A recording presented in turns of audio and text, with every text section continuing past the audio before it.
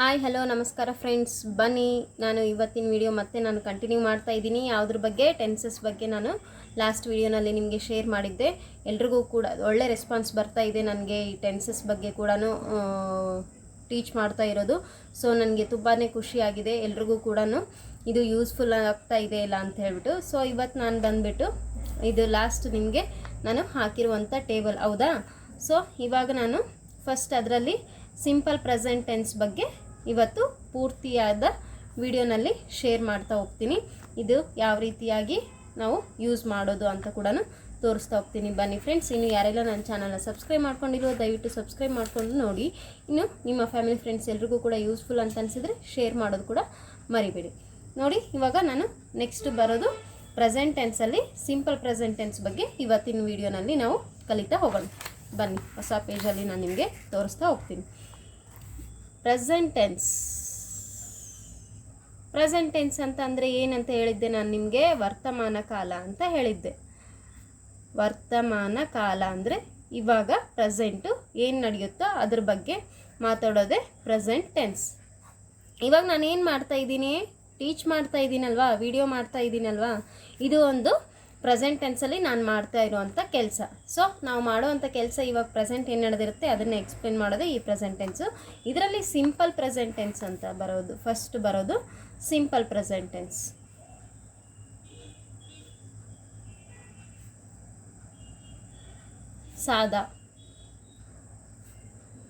ಸಾದಾ ವರ್ತಮಾನ ಕಾಲ.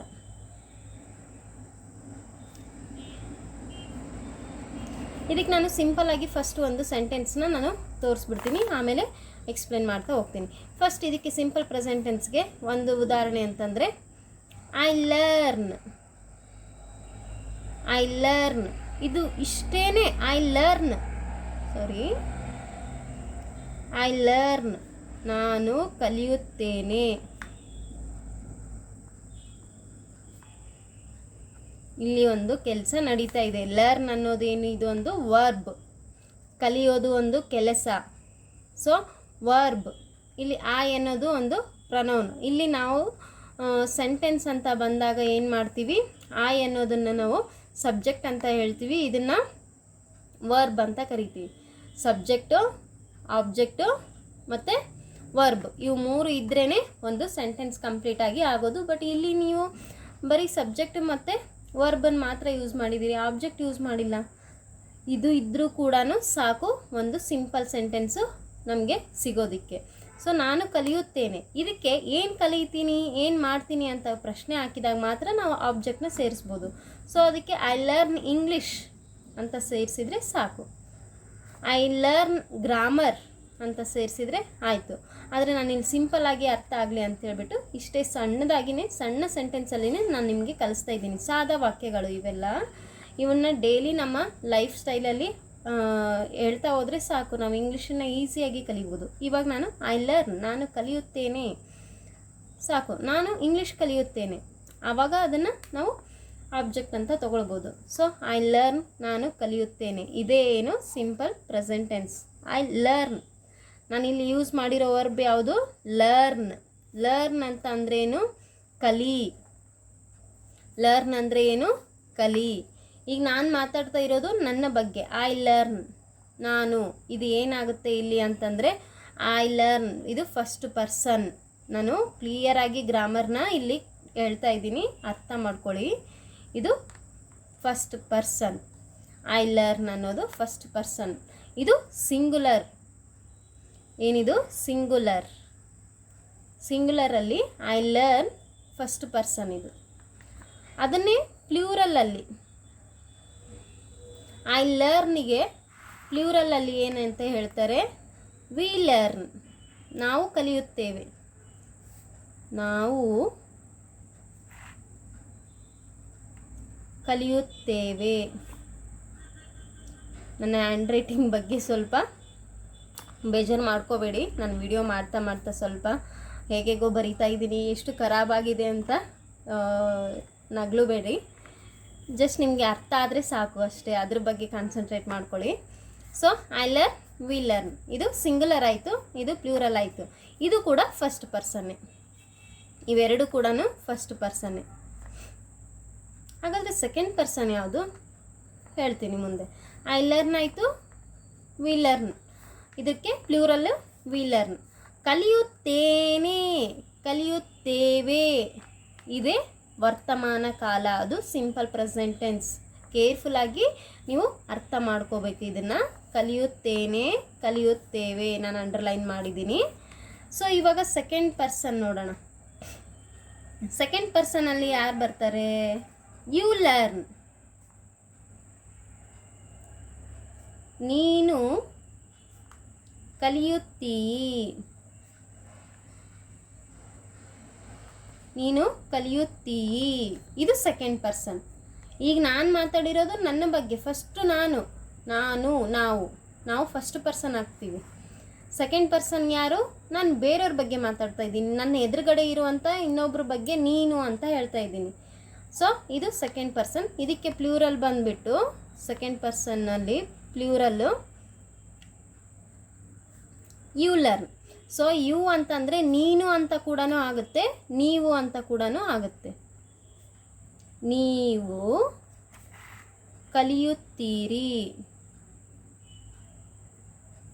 ನೀವು ಕಲಿಯುತ್ತೀರಿ. ಸೊ ಫಸ್ಟ್ ಪರ್ಸನ್ ಆಯಿತು, ಸೆಕೆಂಡ್ ಪರ್ಸನ್ ಆಯಿತು, ಸಿಂಗುಲರ್ ಮತ್ತು ಪ್ಲೂರಲ್ ಆಯಿತು. ಇವಾಗ ಥರ್ಡ್ ಪರ್ಸನ್ ಯಾರು? ಹೀ, ಅವನು. ಅವನು ಯಾರು ಗೊತ್ತಿಲ್ಲ, ಅವನು ಯಾರ ಬಗ್ಗೆನೋ ನಾನು ಮಾತಾಡ್ತಾ ಇದ್ದೀನಿ. ಹೀ, ಅವನು, ಅವನು ಕಲಿಯುತ್ತಾನೆ. ಅವನಿಗೆ ಪ್ರೆಸೆಂಟ್ ನನ್ನ ಮುಂದೆ ಇಲ್ಲ, ಅವನ ಬಗ್ಗೆ ನಾನು ಮಾತಾಡ್ತಾ ಇದ್ದೀನಿ. ಸೊ ಇದು ಥರ್ಡ್ ಪರ್ಸನ್, ಇನ್ನೊಬ್ಬರ ಬಗ್ಗೆ ಮಾತಾಡ್ತಾ ಇದ್ದೀನಿ. ನಾನು ನೀನು ಸೇರಿಬಿಟ್ಟು ಇನ್ನೊಬ್ಬರ ಬಗ್ಗೆ ಮಾತಾಡ್ತಾ ಇದ್ದೀವಿ, ಅವನ ಬಗ್ಗೆ ಮಾತಾಡ್ತಾ ಇದ್ದೀವಿ. ಸೊ ಇವರು ಇಲ್ಲಿ ಏನಾಗ್ತದೆ, ಅವನು ಅನ್ನೋದೇನು ಥರ್ಡ್ ಪರ್ಸನ್. ಅವನು, ಅದಕ್ಕೆ ಪ್ಲೂರಲ್ ಬಂದುಬಿಟ್ಟು ದೇ ಲರ್ನ್. ಅವನು, ಜಾಸ್ತಿ ಜನ ಇದ್ದರು ಅಂತಂದರೆ ಅವನು, ಒಬ್ಬನೇ ಇದ್ದರೆ ನಾವು ಅವನು ಅಂತ ಹೇಳ್ತೀವಿ, ಜಾಸ್ತಿ ಜನ ಇದ್ದರೆ ಅವರು ಅಂತ ಹೇಳ್ತೀವಿ. ಅರ್ಥ ಆಗ್ತಿದೆನಾ? ಅವರು ಕಲಿಯುತ್ತಾರೆ. ಲಾಸ್ಟ್ ಬರ್ತಿರೋದನ್ನ ನೋಡ್ಕೊಡ್ರಿ ಕನ್ನಡದಲ್ಲಿ. ಕಲಿಯುತ್ತೇನೆ, ಕಲಿಯುತ್ತೇವೆ, ಕಲಿಯುತ್ತೀ, ಕಲಿಯುತ್ತೀರಿ, ಕಲಿಯುತ್ತಾನೆ, ಕಲಿಯುತ್ತಾರೆ. ಸೊ ಈ ಥರ್ಡ್ ಪರ್ಸನಲ್ಲಿ ಈಗ ನಾವು ಮಾತಾಡೋ ಯಾವುದೇ ವ್ಯಕ್ತಿ ಆದರೂ ಕೂಡ ಬೇರೆಯವ್ರ ಬಗ್ಗೆ ಮಾತಾಡ್ತೀವಿ ಅಂತಂದರೆ ಅಲ್ಲಿ ನಾವು ಥರ್ಡ್ ಪರ್ಸನ್ ಅಂತಲೇ ಕನ್ಸಿಡರ್ ಮಾಡೋದು. ಈ ಥರ್ಡ್ ಪರ್ಸನಲ್ಲಿ ಯಾರ್ಯಾರು ಬರ್ತಾರೆ? ಶಿ, ಅವಳು ಕೂಡ ಬರ್ತಾಳೆ. ಇಲ್ಲಿ ಇನ್ನೊಂದು ನಾನು ಹೇಳೋದು ಮರೆತೆ. ಹಿ ಲರ್ನ್ ಅಷ್ಟೇ ಹೇಳ್ಬಾರ್ದು, ಎಸ್ ಹಚ್ಚಬೇಕು. ಇಲ್ಲಿ ಎಸ್ ಪ್ರತ್ಯಯ ಬರುತ್ತೆ. ಈ ಲರ್ನ್ಸ್ ಸಿಂಗುಲರಲ್ಲಿ ಮಾತ್ರ ಯೂಸ್ ಮಾಡಬೇಕು, ಅದು ಸಿಂಪಲ್ ಪ್ರೆಸೆಂಟ್ ಟೆನ್ಸ್ಗೆ ಮಾತ್ರ ಯೂಸ್ ಮಾಡಬೇಕು. He learns, he learns. Plural ಇಲ್ಲಿ ಎಸ್ ಯಾಕೆ ಹಚ್ಚಿದ್ದೀರಿ?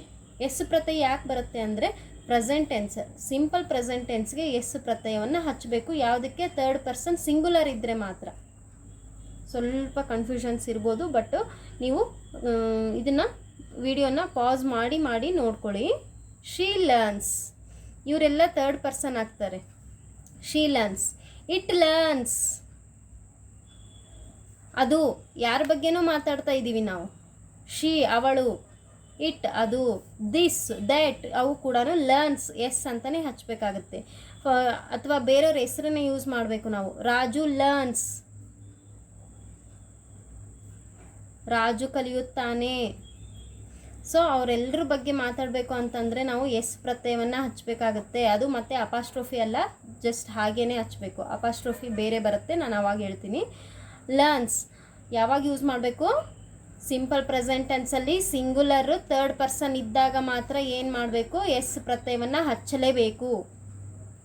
ಥರ್ಡ್ ಪರ್ಸನ್ ಸಿಂಗುಲರ್ ಇದ್ದಾಗ, ಅದು ಸಿಂಪಲ್ ಪ್ರೆಸೆಂಟ್ ಟೆನ್ಸಲ್ಲಿ, ಬೇರೆ ಎಲ್ಲದಕ್ಕೂ ಬರೋದಿಲ್ಲ. Simple present tense singular third person ಇದ್ದಾಗ ಎಸ್ ಪ್ರತ್ಯಯವನ್ನು ಹಚ್ಚಬೇಕು. ಲರ್ನ್ ಅಷ್ಟೇ ಅಲ್ಲ, ಬೇರೆ ಯಾವುದೇ ವರ್ಬ್ ತೊಗೊಳ್ಳಿ, ವರ್ಬ್ ಯಾವುದೇ ತೊಗೊಳ್ಳಿ, ಲರ್ನ್ ಬಿಟ್ಬಿಟ್ಟು ನೀವು ಬೇರೆ ಯಾವುದೇ ತೊಗೊಂಡ್ರು ಕೂಡ. ಹೀಟ್ ತಿನ್ನು, eats he eats, she eats, give, she gives, he gives, Raju gives. ಬೇರೆ ಯಾರ ಹೆಸರು ತೊಗೊಂಡ್ರು ಕೂಡ ನೀವೇನು ಮಾಡಬೇಕಾಗುತ್ತೆ? ಅಲ್ಲಿ ಎಸ್ ಪ್ರತ್ಯಯವನ್ನು ಹಚ್ಚಬೇಕಾಗುತ್ತೆ, ಥರ್ಡ್ ಪರ್ಸನ್ ಇರೋದ್ರಿಂದ.